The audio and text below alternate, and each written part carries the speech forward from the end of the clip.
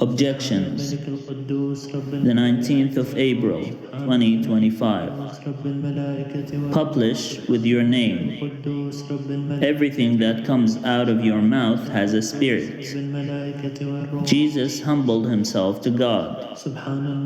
A group of people find scientific proof of the afterlife, and upon publishing their discovery, people start committing suicide.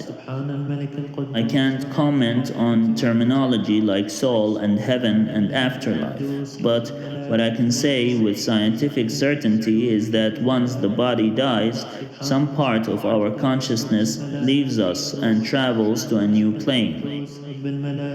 The most severe punishment in this life is when God holds your tongue from mentioning Him. People, even Muslims, say that angels do not have free will, but they do. They obey God willingly. All angels have free will to do whatever they want, but they have submitted their free will to do the will of God and to obey God against all odds. When God commands them to do something, they would do it willingly and without hesitation. Even if He told them to die, they would die without posing any objections. They were created from God's light, when God said, "Let there be light," in the Bible. Therefore, they existed to carry out the will of God since the beginning, submitting themselves to Him from the beginning. When God created the devil wanted to become like the angels. Therefore, he dedicated his life to serving God and to become like them. However, as soon as God elevated him to the rank he held, he felt arrogant and prideful.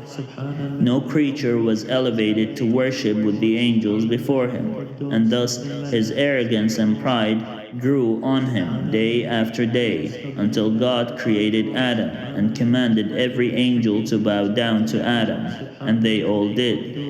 However, the devil did not do what God commanded them to do.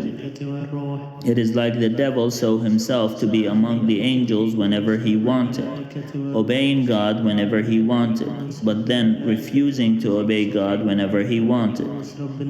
If by intellect and knowledge the devil became the devil, then by intellect and knowledge he was to be tested. Even if God gave his creatures knowledge, if they do not acknowledge that it came from God and moments later consider that they received it by themselves and as a reward for their hard work, then by that knowledge the person would be tested. He who is given a gift from God which he does not merit will be made to admit and submit this knowledge to God, to serve God. Otherwise, it would become a curse on him rather than a blessing.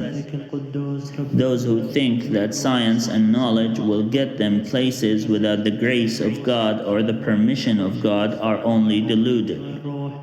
If God gives knowledge without wisdom to use it, then by humans' ignorance will that knowledge be corrupted. Knowledge can be used to kill people, but it wasn't God who permitted the act or the trigger to be pulled. It was the human who did it. God gave them knowledge that they thought would get them places and would allow them to rule the world, when all humans were meant to do was to live off their days on earth, grazing animals and caring for the creatures of God so long as they live. God would never give a human superiority over another human or another creature.